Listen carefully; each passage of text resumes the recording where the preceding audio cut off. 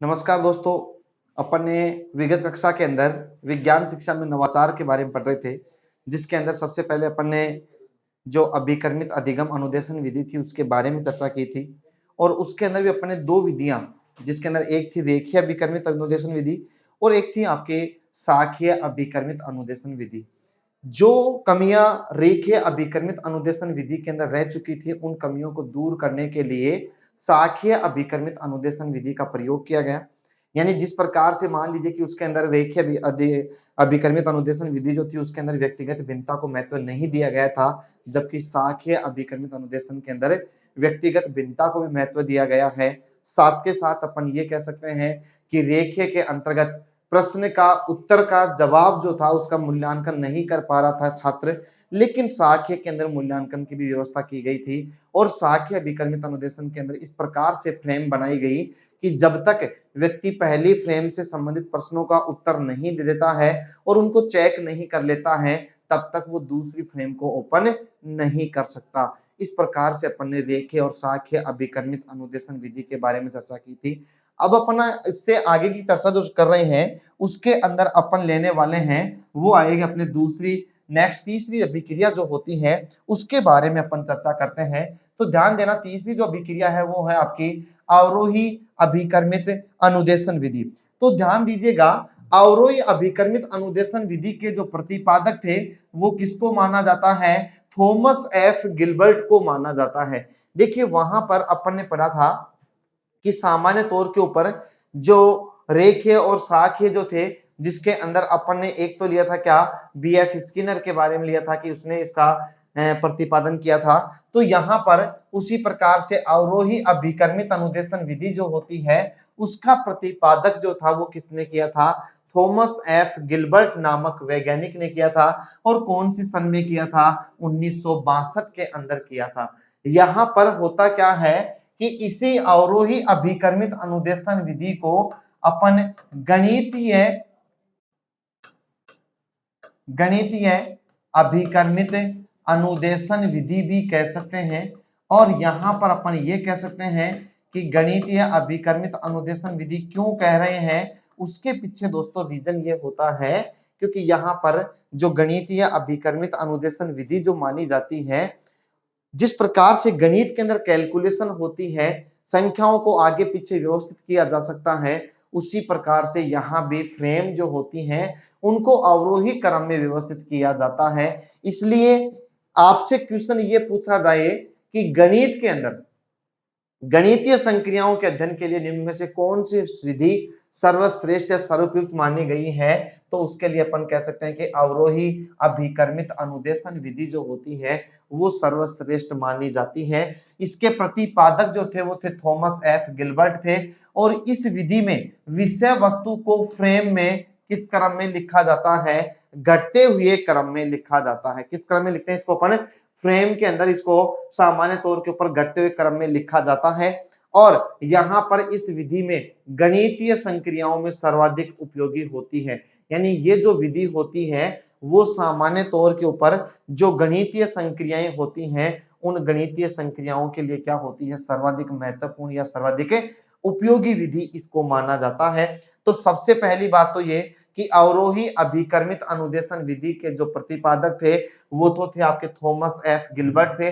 और साथ के साथ अपन ये कह सकते हैं कि इसके अंदर विषय वस्तु को एक फ्रेम में घटते हुए क्रम में लिखा जाता है और इसमें गणितीय संक्रियाओं में सर्वाधिक महत्वपूर्ण होती है। ये मुख्य बातें आपको काफी इंपॉर्टेंट है, इसके बारे में ध्यान रखना है। फिर उसके बाद में आता है कि जो अगली विधि जो आती है, ध्यान देना यहाँ पर उसके बारे में अपने को ज्यादा डिटेल से नहीं देखना है, केवल आपको उसके बारे में ये पता करना है कि जो अभिकर्मित अनुदेशन है अवरोही, उसके अवरोही अभिकर्मित अनुदेशन विधि के प्रतिपादक कौन थे और सामान्यतः गणितीय संक्रियाओं के लिए क्या होता है, वो सामान्यतः इंपॉर्टेंट होती है। और साथ के साथ अपन ये भी कह सकते हैं कि उसके अंदर जो भी फ्रेम होती है विषय वस्तु की उनको अवरोही क्रम में घटते हुए क्रम में उनको व्यवस्थित किया जाता है। अगला नेक्स्ट फोर्थ प्रकार जो होता है वो क्या आएगा इसके अंदर, तो उसके लिए अपन बात करते हैं सबसे पहले कि स्वयं निर्देशित अभिकर्मित अनुदेशन विधि क्या होती है। तो दोस्तों यहाँ पर ध्यान दीजिएगा, स्वनिर्देशित अभिकर्मित अनुदेशन विधि जो होती है वो यहाँ पर क्या होती है। सबसे पहली बात तो ये कि इसके प्रतिपादक जो थे वो कौन थे, मैकग्रेकर नामक वैज्ञानिक थे। कौन थे, मैकग्रेकर। ध्यान दीजिएगा, इससे पहले अपन ने पढ़ा था उसके लिए कौन था, थॉमस एफ गिलबर्ट था। और साक्ष्य के लिए आपने पढ़ा था नॉर्मन ए क्राउडर थे। और रेखे के लिए पढ़ा था अपन ने किसके बारे में, बी एफ स्किनर के लिए कहा था अपन ने।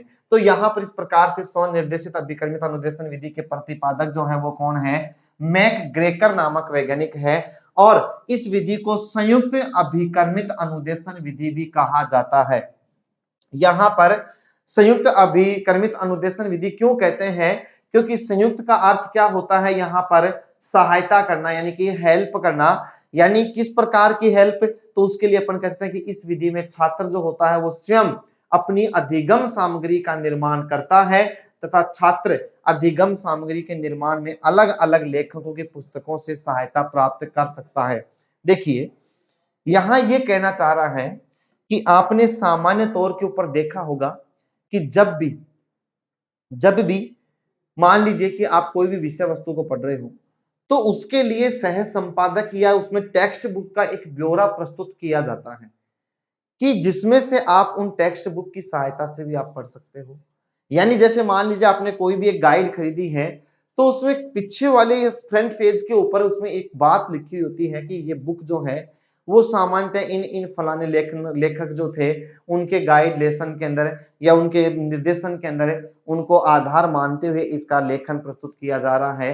तो कहने का मतलब ये है कि जैसे मान लीजिए कि आपको विज्ञान शिक्षण विधियां ही पढ़नी है तो स्वाभाविक बात है कि उस विज्ञान शिक्षण की विधियों को पढ़ने के लिए जैसे मान लीजिए कि आपने 3 अलग अलग प्रकार के राइटर्स की बुक ली, आपने मान लीजिए जैसे कि लक्ष्य की गाइड ली है या फिर आपने धरोहर की ले ली है या फिर आपने मान लिया एस मंगल की ली है या फिर आपने मान लीजिए कि जो आगरा पब्लिकेशन की बुक्स हैं वो ले ली है और दूसरे या फिर अपने मान लीजिए कि जो नालंदा पब्लिकेशन है उसकी बुक्स ले ली।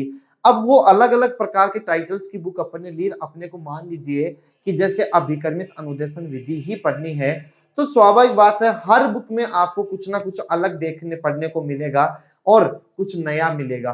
तो कहने का मतलब कि वो विधि जो होती है जिसके माध्यम से आप पढ़ रहे हो वो कहलाती है स्वनिर्देशित। अपने आप निर्देशित हो रहे हो, आपके पास में एक ही टॉपिक को पढ़ने के लिए 5 बुक्स हैं, उन पांचों बुक्स के कंटेंट से अगर आप पढ़ रहे हो तो कहने का मतलब यह होगा कि वो आप खुद तो स्वनिर्देशित हो रहे हो और उसके अंदर उसी टॉपिक को आप जिसको पढ़ना चाह रहे हो वो टॉपिक आपका ऐसा का ऐसा उसके अंदर पॉइंट टू पॉइंट आएगा। तो कहने का मतलब यहां पर ये कह सकते हैं कि इस विधि में छात्र अपनी स्वयं की अधिगम सामग्री का निर्माण करता है, यानी स्वयं ही अपनी अधिगम सामग्री बनाता है।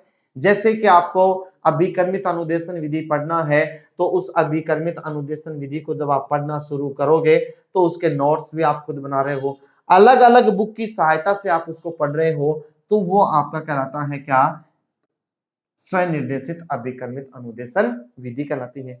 यानी यहाँ पर छात्र जो होता है वो खुद अपने आप क्या होता है, स्वनिर्देशित होता है, खुद अपना उस विषय वस्तु के टॉपिक के लिए जो भी फ्रेम होती है उनका निर्माण स्वयं करता है और उस अधिगम सामग्री के लिए वह अलग अलग प्रकार की बुक्स या राइटर्स की बुक्स का क्या कर सकता है, उपयोग या सेवन करता है।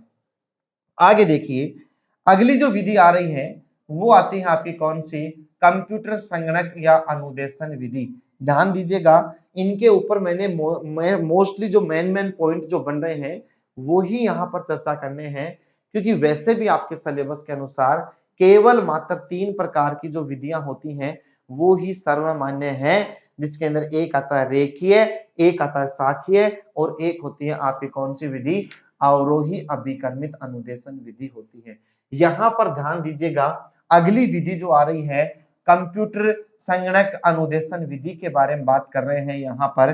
तो देखिए अपन ने एक चर्चा की थी कि सबसे पहले कि जो सुकरात थे अभिकर्मित अनुदेशन विधि के विचारक जो थे वो सुकरात को माना गया है और आपने जैसा कि पढ़ा होगा कि सुकरात नामक वैज्ञानिक ने एक पॉइंट प्रस्तुत किया था उसके विचार थे कि ऐसे ऐसे छात्रों को एक छोटे छोटे फ्रेम के अंदर विषय वस्तु को विभाजित करते हुए उसको सिखाया जाना चाहिए। और उससे प्रेरित होकर के सिडनी एल प्रेसे नामक वैज्ञानिक ने एक प्रश्नोत्तरी नामक मशीन तैयार की थी। वो प्रश्नोत्तरी नामक मशीन जो तैयार की थी, हालांकि वो पूर्णतया फ्रूटफुल साबित नहीं हुई थी, लाभदायक नहीं साबित हुई थी, लेकिन उसके द्वारा अपन ये कह सकते हैं कि वो जो मशीन थी वो आपकी कंप्यूटर सहायक या संगणक अनुदेशन विधि ही थी। तो यहां पर इसमें क्या होता है कि जो भी फ्रेम होती है वो कंप्यूटर खुद अपने आपके सामने प्रस्तुत करता है, छात्र उसको पढ़ता है, उत्तर का आंसर देता है, उसको सबमिट करता है। जैसे कि आप ऑनलाइन एग्जामिनेशन देते हो, आजकल हर कंपटीशन एग्जाम जो है वो ऑनलाइन होने लग गया है। उस ऑनलाइन एग्जामिनेशन के अंदर जैसे ही कंप्यूटर के अंदर पहले पूरा प्रोग्राम सेट किया जाता है और उस प्रोग्राम के आधार पर जैसे ही आपका टाइम स्टार्ट होता है तो आपके सामने क्वेश्चन आते हैं, आप उनको पढ़ते हो, उसका आंसर देते हो और उसको सबमिट कर देते हो। अब वो तो कंपटीशन एग्जाम आपके कैरियर का सवाल है, बाकी कई बार आपने देखा होगा ऑनलाइन टेस्ट भी दिया होगा, जिसके अंदर आपने देखा होगा कि उसमें ऑटोमेटिकली ही क्या हो जाता है कि उसमें सामान्य तौर पे अपन ये कह सकते हैं कि उसका विश्लेषण भी वही मिलता है छात्र को। तो वो कंप्यूटर सहाय अनुदेशन विधि कहलाती है कि जिसके अंदर कंप्यूटर के द्वारा विषय वस्तु को छोटी छोटी फ्रेम्स के आधार पर प्रस्तुत किया जाता है।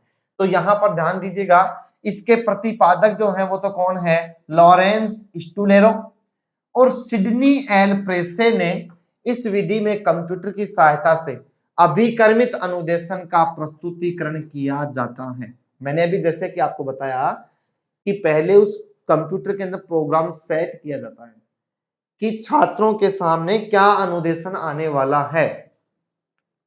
आप ऑनलाइन पेपर देते हो तो उस ऑनलाइन पेपर के अंदर एग्जामिनेशन के अंदर उसमें पहले से पेपर कैसा होगा, कितने क्वेश्चन होंगे, कौन सा क्वेश्चन आएगा, वो सारा प्रोग्राम पेपर जो है वो उसमें सेट किया जाता है, फिर कंप्यूटर उसके ऊपर कार्य करता है। तो सबसे पहली बात तो ये कि कंप्यूटर संगणक या अनुदेशन विधि जो होती है उसके अंदर इसके प्रतिपादक लॉरेंस स्टूलेरो और सिडनी एल प्रेसे नामक जो वैज्ञानिक थे, उन्होंने कंप्यूटर की सहायता से अभिकर्मित अनुदेशन का क्या किया था, प्रस्तुतिकरण किया था। इसमें समस्त सामग्री कंप्यूटर द्वारा क्या की जाती है, प्रस्तुत की जाती है और छात्र केवल किसके द्वारा, संकेतों के द्वारा सही व गलत उत्तर का चयन करता है। यही होता है, यानी कि इस विधि के अंदर समस्त जो भी सामग्री होती है वो कंप्यूटर के द्वारा क्या की जाती है, प्रस्तुत की जाती है। और जैसे उसको कंप्यूटर के द्वारा प्रस्तुत किया जाता है तो छात्र जो होता है वो केवल संकेतों के द्वारा सही और गलत उत्तर का क्या कर लेता है, चयन कर लेता है। तो बोलो इसके अंदर पूरा का पूरा जो कार्य कर रहा है वो कौन कर रहा है, कंप्यूटर। छात्र को केवल रीड करना है और उस प्रश्न का उत्तर देना होता है। तो ये होती है कंप्यूटर सहाय अनुदेशन विधि। तो इस प्रकार से अपन ने अभिकर्मित अनुदेशन विधि के मुख्यतः जो 5 प्रकार थे वो पढ़े, रेखीय, साखीय, अवरोही, फिर उसके बाद में स्वनिर्देशित और एक आता है आपका कंप्यूटर संगणक। यहां पर इससे जस्ट पहले अपन ने बात की थी स्वनिर्देशित अभिकर्मित अनुदेशन विधि, जिसको अपन संयुक्त अभिकर्मित अनुदेशन विधि भी कह सकते हैं, जिसके अंदर अपन अलग अलग प्रकार की विषय वस्तु की सहायता से अपन एक ही विषय वस्तु को अलग अलग बुक से अपन हेल्प सहायता से पढ़ सकते हैं। चलिए आगे बात करते हैं। अगली जो विधि आ रही है और सबसे मेन मुख्य इंपॉर्टेंट विधि जो आ रही है वो है आपका नेक्स्ट नवाचार की विधि जो आती है वो है पैनल चर्चा। कौन सी विधि है आपकी, पैनल चर्चा के बारे में अपन चर्चा करने वाले हैं। देखिए ये काफी इंपॉर्टेंट है और इसके ऊपर अक्सर क्वेश्चन पूछा भी जाता है, ठीक है। और अब की बार रीट एग्जाम की दृष्टि से ये काफी इंपॉर्टेंट भी है। अभी सीटेट का पेपर लगा था, उसके अंदर एक क्वेश्चन आया भी था, मैं अभी आपको बताने वाला भी हूं कि उस क्वेश्चन क्या था, किस प्रकार का क्वेश्चन था। देखिए सर्वप्रथम हैरी ए आवर स्ट्रीट नामक वैज्ञानिक थे। उन्होंने 1929 के अंदर अमेरिका के अंदर एक प्रौढ़ शिक्षा सम्मेलन आयोजित किया था। उसके अंदर सबसे पहले इस पैनल चर्चा नामक विधि का प्रयोग किया था। तो यहां पर अपन ये कह सकते हैं कि हैरी ए आवरस्टेट नामक वैज्ञानिक ने 1929 में विषय वस्तु को किसके आधार पर, वाद विवाद के आधार पर समझाने का प्रयास किया। जैसे अगर मान लीजिए हाल ही में कोई भी एक घटना घटित होती है, चाहे राम मंदिर का मुद्दा हो, चाहे धारा 370 हटाने का मामला हो, चाहे आपका किसान आंदोलन हो, या फिर अन्य कोई भी चुनावी दंगल हो, तो उसके ऊपर आपने देखा होगा कि विभिन्न प्रकार के अलग अलग क्षेत्रों के, अलग अलग राजनीतिक पार्टियों के अलग अलग क्षेत्रों के विषय विशेषज्ञों को वहां आमंत्रित किया जाता है और वो आपस में खूब तगड़ी बहस करते हैं और उसके माध्यम से जनता को अपने विचार समझाने का प्रयास करते हैं। वही पैनल चर्चा कहलाती है। अब उसके अंदर सामान्यतः कितने सदस्य होते हैं, क्या सदस्य क्या रोल प्ले करता है, ये तमाम बातें उसके अंदर सम्मिलित करने वाले हैं। तो यहां पर सबसे पहले अपन बात करते हैं कि जो पैनल चर्चा होती है उसके खोजकर्ता कौन थे, हैरी ए आवरस्टेट। 1929 के अंदर ये विचार दिया था कि अपन किसी भी विषय वस्तु को वाद विवाद के आधार पर समझा सकते हैं। उसके बाद में 1932 में अमेरिका के राष्ट्रीय प्रौढ़ शिक्षा सम्मेलन के अंदर, अमेरिका में राष्ट्रीय प्रौढ़ शिक्षा सम्मेलन का आयोजन किया गया था और उस प्रौढ़ शिक्षा सम्मेलन में इसको क्या नाम दिया गया था, पैनल चर्चा नाम दिया गया। किसको, इस पूरे वाद विवाद को।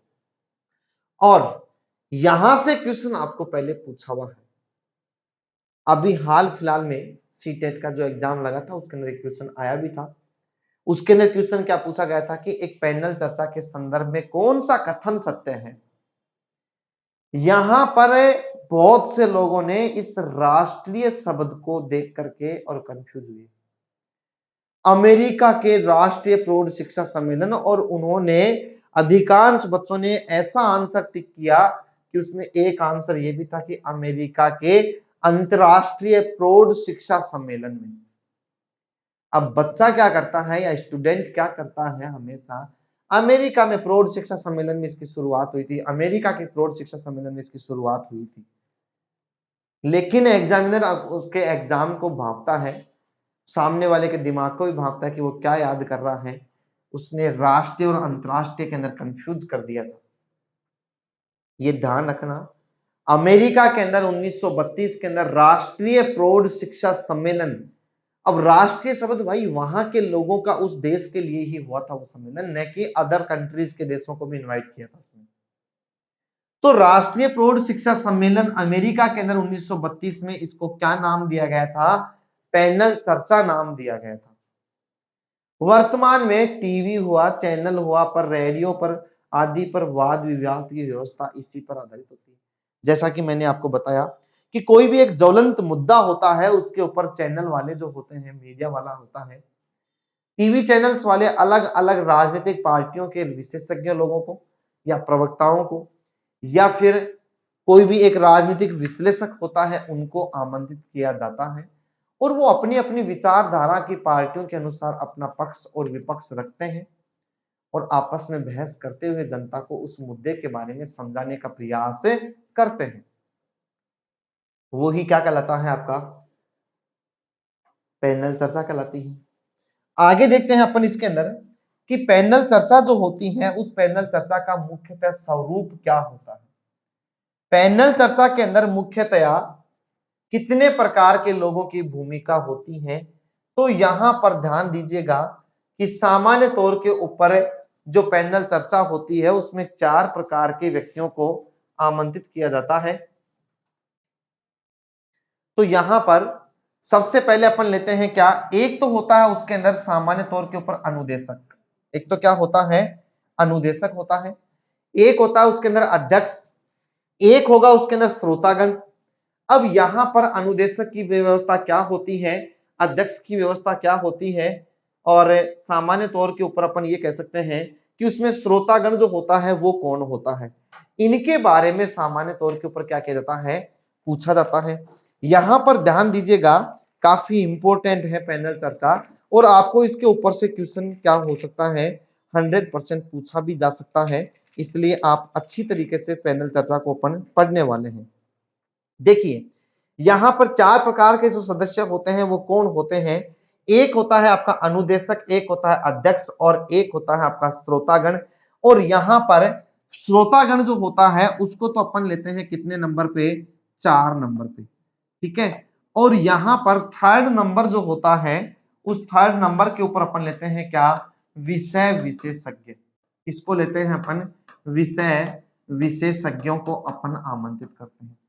तो इस प्रकार से 4 प्रकार के सदस्य होते हैं, और यहां पर ये 4 प्रकार के सदस्य भाग लेते हैं कि एक होता है अनुदेशक, एक होता है अध्यक्ष, एक होता है विषय विशेषज्ञ, और एक होता है श्रोतागण। अब इसमें अनुदेशक कौन होगा, अध्यक्ष कौन होगा, विषय विशेषज्ञ कौन होते हैं, और अंत में अपन बात करते हैं कि श्रोता कौन होता है। तो यहां पर ध्यान दीजिएगा, आगे अपन बात करते हैं सबसे पहले किसके बारे में, अनुदेशक जो होता है उसके बारे में। तो ध्यान दीजिएगा, अनुदेशक जो होता है उसका क्या कार्य होता है। अनुदेशक जो होता है वो एक ऐसा व्यक्ति होता है जो सामान्य तौर के ऊपर उस पैनल चर्चा की पूरी रूपरेखा तैयार करता है। किन किन को आमंत्रित करना है, क्या समय रहेगा, कितना समय रहेगा, और किन किन लोगों को आमंत्रित किया गया है, किस दिन रखा जाएगा, उसका समय सारणी क्या रहेगी, वो सारी की सारी रूपरेखा जो होती है वो किसकी होती है, अनुदेशक की होती है। और हमेशा यहां पर यह भी ध्यान रखना है आपको कि अनुदेशक की जो संख्या होती है वो हमेशा कितनी होती है, तो अनुदेशक की संख्या सामान्यतया 1 मानी जाती है। अनुदेशक सामान्यतः एक ही होता है, और इसका अगर अपन देखें कि अनुदेशक वह व्यक्ति होता है जो पैनल चर्चा की संपूर्ण रूपरेखा तैयार करता है। जैसे वाद विवाद का प्रकरण क्या होगा, किस विषय के ऊपर आपको वाद विवाद करना है, उसका स्थान कहां होगा, उसकी तारीख कब होगी, और सदस्यों की व्यवस्था करना आदि इसका मुख्य कार्य होता है। यानी यहां पर अपन ये कह सकते हैं कि जो अनुदेशक होता है उसका मुख्य कार्य क्या होता है, तो उसका कार्य कह सकते हैं अपन क्या, व्यवस्था करना। अब व्यवस्था के अंदर संपूर्ण सब कुछ आ चुका है, क्या भी जो भी व्यवस्था करनी है वो सारी कौन करेगा, अनुदेशक का कार्य होता है। दूसरे नंबर पे यहां पर आता है आपका कौन, अध्यक्ष। अध्यक्ष किसको बनाया जाएगा, कितने अध्यक्ष होते हैं, और उनका मुख्यतः कार्य क्या होता है। तो यहां पर ध्यान दीजिएगा, सामान्य तौर के ऊपर अगर अपन बात करें तो अध्यक्ष की संख्या भी कितनी होती है, 1 होती है। क्या होती है, अध्यक्ष की संख्या भी 1 होती है। और अध्यक्ष जो होता है सामान्यतः वो व्यक्ति होता है जो उस प्रकरण या उस वाद विवाद का संचालन करता है, और जो विषय विशेषज्ञ बैठाए जा रहे हैं उनमें आपस में कॉम्बिनेशन बैठाने का कार्य करता है, ताकि वो आपस में भिड़े न, केवल जुबानी जंग लड़ाएं आपस में। इसलिए यहां पर अध्यक्ष वह व्यक्ति होता है जो वाद विवाद का संचालन करता था, सदस्यों के मध्य होने वाली बहस को सुधारने की कोशिश करता है। आपने देखा होगा कि बीजेपी, कांग्रेस, टीएमसी वगैरह जो भी हैं, एक राजनीतिक विश्लेषक आ जाता है, एक अन्य पार्टियों के प्रवक्ता आ जाते हैं, और जो चीफ एडिटर होता है वो अध्यक्ष बनकर के बैठता है, और वो सामान्य तौर के ऊपर अध्यक्ष बनकर जब बैठेगा तो वो उसका पूरा का पूरा संचालन करता है। उनको आपस में क्वेश्चन भी वही करेगा, उनसे तर्क वितर्क भी सुनेगा, और किसको क्या बोलना है उनकी बातों को आपस में समझाने का प्रयास भी करता है। यानी अपन अगर संख्या, अगर अपन सारांश रूप में कहें तो यहां पर अपन ये कह सकते हैं कि अध्यक्ष जो होता है, अध्यक्ष की महत्वपूर्ण भूमिका जो होती है,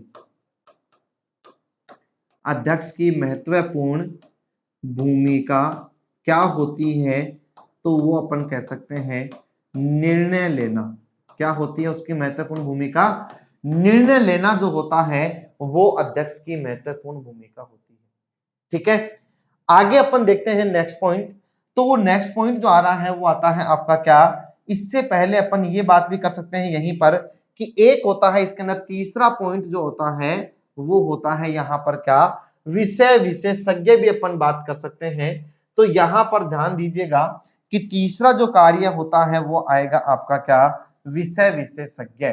तो यहां पर विषय विशेषज्ञ कितने होने चाहिए उनके बारे में अपन बात करने वाले हैं। तो विषय विशेषज्ञ यानी सदस्यों का मतलब यहां पर कौन हो जाएगा, उसी प्रकरण से संबंधित जो भी विषय विशेषज्ञ जो होते हैं उनको कहा जाता है। और सामान्यतया इनकी जो संख्या होती है वो क्या कह सकते हैं अपन कि 4 से 10 हो सकती है, या फिर अपन कह सकते हैं कितनी संख्या जो होगी इसकी वो क्या होगी, 2 से अधिक होती है। अब यहां पर 2 से अधिक का मतलब आप समझ गए होंगे, क्योंकि एक व्यक्ति तो कम से कम क्या बहस करेगा, 2 के विचार तो होना अत्यंत आवश्यक है। अधिकतम 10 से ज्यादा आप नहीं कर सकते। और अमूमन मध्यमवाद में बात की अपन बातें करते हैं कि अमूमन 4 होती है संख्या। अब आप इसमें कंफ्यूज होने की आवश्यकता नहीं है, आपको प्रश्न में क्या मानना पूछा गया है। अधिकतम सदस्य 10 किसके, टोटल नहीं, केवल विषय विशेषज्ञों के। और सामान्य कम से कम 2, अमूमन रेशियो पूछता है तब 4 से 10 के बीच में आपका राइट आंसर हो जाएगा। ठीक है। अब यहां पर विषय विशेषज्ञों का जो कार्य होता है वो क्या होता है कि वो आपस में वार्तालाप करते हैं। यहां पर इनमें उन सदस्यों को आमंत्रित किया जाता है जो उस क्षेत्र या उस प्रकरण से क्या होते हैं, विशेषज्ञ होते हैं। इन विषय विशेषज्ञों के द्वारा श्रोताओं के सामने उस प्रकरण के बारे में तर्क वितर्क प्रस्तुत करते हैं। यानी यहां पर विषय विशेषज्ञों के द्वारा क्या प्रस्तुत किया जाता है, तर्क वितर्क प्रस्तुत किया जाता है श्रोताओं के सामने। क्लियर ये बात भी।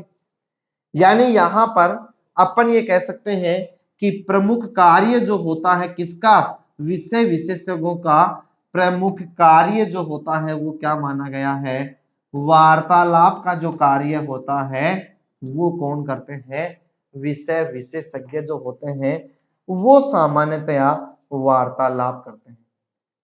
तो इस प्रकार से अपन ने 3 तो इसके मुख्य जो सदस्य होते हैं उनके बारे में पढ़ा है। अगला लास्ट जो पॉइंट आता है वो आता है इसके क्या, श्रोतागण। श्रोतागणों के सदस्यों की संख्या जो होती है वो क्या होती है, असंख्य माने जाते हैं। आप सामने चाहे कितनी भी आपकी जितनी क्षमता है उतनी क्षमता के अनुसार क्या कर सकते हैं, श्रोताओं को आप बैठा सकते हैं। टीवी चैनल के ऊपर पूरा हिंदुस्तान उनकी डिबेट सुनता है, वाद विवाद सुनता है। सदस्यों की श्रोताओं की संख्या जो होती है वो क्या होती है, सामान्यतया असंख्य होती है। और श्रोताओं का केवल और केवल मात्र कार्य जो होता है वो क्या होता है, सुनने का कार्य होता है, वो केवल सुनेंगे। सदस्यों के सामने शिक्षार्थी बैठे होते हैं, वो श्रोतागण कहलाते हैं। अब यहाँ शिक्षार्थी की बात करें क्योंकि अपने को यहाँ विद्यालय स्तर की बात करनी है, न कि एक राजनीतिक मंच की बात करनी है। इसलिए यहां अपन ये भी कह सकते हैं कि यहाँ पर जो शिक्षार्थी होते हैं वो सामान्यतः क्या होते हैं, असंख्य होते हैं। और यहाँ पर उनकी संख्या जो होती है वो अनिश्चित होती है। और श्रोता के रूप में कौन होते हैं, शिक्षार्थी होते हैं। श्रोतागण वाद विवाद समाप्त होने के पश्चात अपने अनुभव व दृष्टिकोण के आधार पर सदस्यों को प्रश्न पूछ सकता है। ध्यान दीजिए यहां पर पैनल चर्चा जो होती है उस पैनल चर्चा के अंदर सबसे पहली मुख्य बात आपको यह ध्यान रखनी, कई बार यहां से क्वेश्चन पूछता है कि श्रोतागणों के निम्न में से कौन सा कथन एक पैनल चर्चा के लिए सत्य है या असत्य है। शिक्षार्थी श्रोतागण होते हैं, बिल्कुल होते हैं। अध्यक्ष उस पैनल चर्चा का संचालन करता है, बिल्कुल करता है। अनुदेशक उसकी व्यवस्था करता है, बिल्कुल रूपरेखा तैयार करता है, बिल्कुल करता है। चौथा पॉइंट आपको दे दे कि श्रोतागण जो होते हैं उनको बोलने का अधिकार नहीं होता, होता है बोलने का अधिकार, लेकिन लास्ट में। ऐसा नहीं कि बीच में आप वाद विवाद प्रतियोगिता जो चल रही है उनके बीच में उसको डिस्टर्ब करोगे, नहीं। अंत में उस श्रोतागणों को समय दिया जाता है और उस समय के आधार पर ही अपन ये कह सकते हैं कि श्रोतागण जो होते हैं उन श्रोतागणों को सामान्य तौर के ऊपर क्या किया जाता है, मौका दिया जाता है और उसी के आधार पर वो क्या करते हैं, सामान्य तौर के ऊपर अपने क्वेश्चन अपने दृष्टिकोण से विचारों से प्रश्न क्या करते हैं, वो पूछते हैं। क्लियर। अगले आगे अपन बात करते हैं किसके बारे में कि पैनल चर्चा की जो प्रमुख विशेषताएं होती हैं उनके बारे में। तो अपन ने चार जो मुख्य भाग होते हैं उनके बारे में पढ़ा कि अध्यक्ष कौन होता है, अनुदेशक कौन होता है और सामान्य तौर के ऊपर उसके अंदर अपन ये कह सकते हैं कि अनुदेशक कौन होगा, अध्यक्ष कौन होगा और विषय विशेषज्ञ कितने और कौन होते हैं, और एक आता है वहां पर कौन कि अपन ये कह सकते हैं कि श्रोता कौन होता है। आगे देखिए, आगे अपन बात करते हैं उनकी प्रमुख विशेषताओं के बारे में बात करने वाले हैं। तो विशेषताएं देखिए क्या क्या होती हैं कि पैनल चर्चा में शिक्षार्थी उस प्रकरण के विभिन्न दृष्टिकोणों के बारे में क्या करता है, जानकारी प्राप्त करता है। क्लियर। फिर उसके बाद में कि इसके माध्यम से छात्र छात्राओं में चिंतन मनन तर्क शक्ति का विकास होता है और इसी के माध्यम से शैक्षिक वातावरण भी आसानी से क्या हो जाता है, तैयार हो जाता है। ठीक है। यहां पर शिक्षार्थी अपने अपने दृष्टिकोणों से जानकारी प्राप्त करेगा, तर्क वितर्क की क्षमता उनके अंदर विकसित होती है और शैक्षिक वातावरण तैयार करते हैं वो। ठीक है।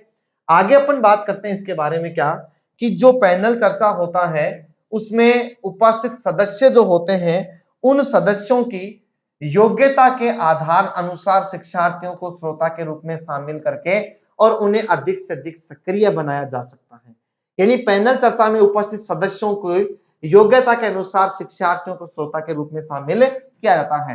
पैनल चर्चा के माध्यम से शिक्षार्थियों में निर्णय लेने की क्षमता का विकास हो जाता है, यानी वो अलग अलग पक्ष और विपक्ष की बातें सुनेंगे उस विषय वस्तु या उस प्रकरण के ऊपर। तो स्वाभाविक बात है क्या सही है क्या गलत है उसकी निर्णय लेने की क्षमता श्रोता के अंदर आ जाती है। श्रोता कौन है यहां पर, शिक्षार्थी है। पैनल चर्चा के माध्यम से शिक्षार्थियों में सृजनात्मकता का भाव विकसित होता है, क्योंकि वो बार बार सुनेंगे तो उनमें सृजनात्मकता का भाव विकसित होता है और इससे छात्रों में अधिगम हेतु क्या होता है, उत्साहवर्धन काफी अधिक होने लगता है। हालांकि इनके ऊपर से आपको बहुत ही कम क्वेश्चन पूछने के चांसेस रहते हैं। अगला आता है यहाँ पर, लेकिन जो मैंने मुख्य बातें बताई हैं उनके ऊपर विशेष ध्यान रखना है आपको। पैनल चर्चा के माध्यम से शिक्षार्थी में सामाजिक मूल्यों का विकास होता है। क्या हो जाता है, सामाजिक मूल्यों का विकास किया जा सकता है। किनको, पैनल चर्चा के माध्यम से शिक्षार्थियों में सामाजिक मूल्यों का विकास भी क्या हो सकता है, किया जा सकता है। ठीक है। तो यहां पर अपन इसके बारे में कुछ बातें की हैं। आगे अपने पास में आता है कि इस पैनल चर्चा की प्रमुख कमियां क्या होती हैं कि पैनल चर्चा की सबसे बड़ी कमी जो होती है वो तो ये होती है कि पैनल चर्चा वार्ता के स्तरहीन रहने की संभावना रहती है। आपने जो प्रकरण दिया है उसको विषय विशेषज्ञों को, और वो अगर उसके बारे में अपने क्या विचार कर रहे हैं, कई बार देखा होगा कि बेतुक के ऊपर भी वो पहुंच जाते हैं, आपस में एक दूसरे के ऊपर पर्सनल छींटाकशी करना शुरू कर देते हैं। इसका मतलब जो प्रकरण था उससे अलग हट गए और एक नई ही वार्तालाप शुरू हो गई। तो इसमें वार्ता के स्तरहीन होने की संभावना रहती है, ये सबसे बड़ी कमी है। दूसरा, पैनल चर्चा में प्रखर वक्ता दूसरे सदस्यों को क्या कर सकता है, दबा सकता है। यानी कि एक राजनीतिक पार्टी वाला दूसरी राजनीतिक पार्टी को दबाने की कोशिश करता है। अब उसमें जो जितना अच्छा वक्ता होता है वो अपने से सामने वाली पार्टी के सदस्यों को दबाने की कोशिश करता है। यही मान लीजिए वहां पर होगा कि विद्यालय के अंदर आपने पैनल चर्चा शुरू की है, तो हो सकता है वहां भी सामान्य तौर के ऊपर क्या हो जाएगा कि अपन ये कह सकते हैं सामान्य तौर के ऊपर वहां भी वार्ता स्तरहीन होने पर एक प्रखर वक्ता जो होता है वो अपने से कम स्टैंडर्ड वाले उसको क्या कर सकता है, आसानी से दबा सकता है। तो यहां पर इसके ऊपर भी अपन बात करने वाले हैं। तो ये दो मुख्य कमियां थी। उसके बाद में अगली जो कमी अपन ले रहे हैं पैनल चर्चा चर्चा के ऊपर वो क्या है कि जो पैनल चर्चा होती है उस पैनल चर्चा में अध्यक्ष जो होता है उसके द्वारा पक्षपात पूर्ण व्यवहार भी किया जा सकता है। जो उस पैनल चर्चा का संचालन कर रहा है, मान लीजिए वो किसी भी एक पर्टिकुलर विचारधारा से संबंधित होता है, तो वहां पर वो पक्षपात कर सकता है। पक्षपात कैसे? एक को अधिक मौका दे सकता है बोलने के लिए, एक की वॉइस को टैप कर सकता है वहीं पर। तो इसी प्रकार से छात्रों के सामने उसका गलत मैसेज आता है, तो पक्षपातपूर्ण व्यवहार भी हो सकता है, वार्ता स्तरहीन भी हो सकती है, छात्रों में नकारात्मकता का भाव भी विकसित हो सकता है। ठीक है, और यहां पर पैनल चर्चा से शिक्षार्थियों को नियंत्रित रखने की समस्या रहती है। वो आपस में बहस कर रहे हैं, विषय विशेषज्ञ, उधर छात्र आपस में हो हल्ला शुरू मचाना शुरू कर दिया। तो इस कारण से पैनल चर्चा के अंदर सामने बैठे हुए श्रोताओं को कंट्रोल कर पाना बड़ा मुश्किल होता है, ये भी इसकी कमी होती है। पैनल चर्चा में उपस्थित सदस्यों के विचार एक समान नहीं बनने पर शिक्षार्थियों में संशय क्या हो जाता है, अधिक बढ़ जाता है। एक पक्ष की बात कर रहा है, एक विपक्ष की बात कर रहा है, एक गौण माध्यम अपना रहा है, छात्र अंत में ये सोचता है कि इसके बारे में क्या सही है क्या गलत है। कई बार छात्र इसके बारे में निर्णय नहीं ले पाता है। हालांकि अपन ने विशेषताओं में पढ़ी है कि छात्र में निर्णय लेने की क्षमता विकसित हो जाती है, लेकिन यहां पर अपन इसलिए नहीं कह रहे हैं, कई बार ऐसा हो जाता है कि वार्ता अगर स्तरहीन हो गई तो स्वाभाविक बात है कि उसमें संशय अधिक उत्पन्न हो जाएगा छात्र के अंदर। और अंत में अपन बात करते हैं कि जो पैनल चर्चा होती है उस पैनल चर्चा के अंदर अगली कमी क्या है कि इसको विद्यालय समय चक्र में समायोजित कर पाना सबसे कठिन कार्य होता है। और ये बात इंपॉर्टेंट है, आपसे यहां पर यह पूछा जाए कि निम्न में से कौन सी विधि एक विद्यालय पाठ्यक्रम के अनुसार या विद्यालय समय चक्र के अनुसार समायोजित करना संभव नहीं है। पैनल चर्चा को विद्यालय समय चक्र में अपन संपन्न नहीं कर सकते, ना ही उसको उसमें शामिल कर सकते हैं। स्तरहीन वार्ता के होने कारण शिक्षार्थियों में जनतांत्रिक मूल्यों में क्या आ जाती है, कमी आ जाती है। और पैनल चर्चा की निम्न स्तर की कक्षाओं के लिए तो वैसे भी क्या होती है, ये अनुपयोगी ही मानी जाती है। तो इस आधार पर अपन ने इसकी बहुत सी कुछ कमियां देखी हैं। अब उसके आगे अपन यहां पर बात करते हैं कि सबसे पहली बात तो ये कि पैनल चर्चा जो होती है उस पैनल चर्चा का समय जो होता है, पैनल चर्चा का समय जो होता है वो कितना होता है, सबसे पहले अपन इसके ऊपर बात करते हैं। तो पैनल चर्चा का जो समय होता है उसके लिए अपन कह सकते हैं कि न्यूनतम समय जो होता है, कितना, न्यूनतम समय जो होता है वो तो कितना होता है, तो अपन कह सकते हैं न्यूनतम समय 30 मिनट माना गया है। पैनल चर्चा का न्यूनतम समय कितना माना गया है, 30 मिनट। और यहां पर अगर अपन बात करें कि उसका अधिकतम समय जो माना गया है, पैनल चर्चा का अधिकतम समय जो होता है वो कितना माना गया है, 60 मिनट माना गया है। तो यहां पर ध्यान दीजिएगा कि पैनल चर्चा जो होता है उस पैनल चर्चा के लिए अपन ये कह सकते हैं सामान्य तौर के ऊपर कि न्यूनतम समय 30 मिनट का और अधिकतम समय कितना होता है, इसमें 60 मिनट का होता है। और यहां पर अभी मैंने बात की थी कि छात्रों के द्वारा, छात्रों या अपन ये कह सकते हैं कि श्रोता जो होता है, श्रोता को प्रश्न पूछने का जो समय दिया जाता है, प्रश्न पूछने का जो समय दिया जाता है वो प्रश्न पूछने का समय कितना होता है, अपन कह सकते हैं उसको 10 मिनट का समय दिया जाता है। तो ये कुछ महत्वपूर्ण बातें थी कि पैनल चर्चा के अंदर न्यूनतम समय 30 मिनट होता है, अधिकतम समय 60 मिनट की रहेगी और उसमें 10 मिनट जो होती हैं वो श्रोताओं को अपने आधार पर प्रश्नों को पूछने हेतु उनको दिया जाता है। एक और महत्वपूर्ण बात यहां पर अपन बात करते हैं कि पैनल चर्चा जो होती है उस पैनल चर्चा में सर्वाधिक, पैनल चर्चा में सबसे अधिक महत्वपूर्ण भूमिका जो होती है, पैनल चर्चा में सबसे अधिक महत्वपूर्ण भूमिका जो होती है वो किसकी होती है, तो महत्वपूर्ण भूमिका के रूप में आपको कहना है क्योंकि इसका पूरा संचालन कौन कर रहा है, अध्यक्ष कर रहा है। वही कुछ भी कर सकता है, पक्षपात भी कर सकता है, तो निष्पक्ष फैसला भी ले सकता है। तो सबसे महत्वपूर्ण भूमिका किसकी होती है, अध्यक्ष की मानी जाती है। और समय अपन ने देखा है कि यहाँ पर समय कितना है 30 मिनट और अधिकतम समय कितना है 60 मिनट।